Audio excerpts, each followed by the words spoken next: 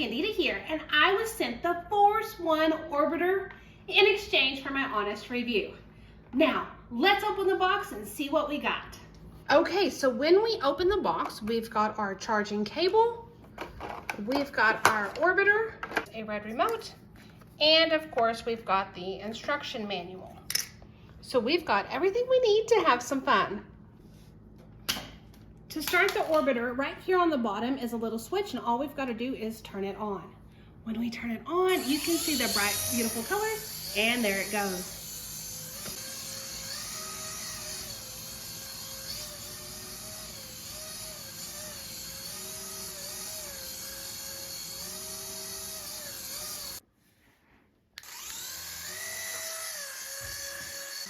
And then if we want it to stop, we just get close.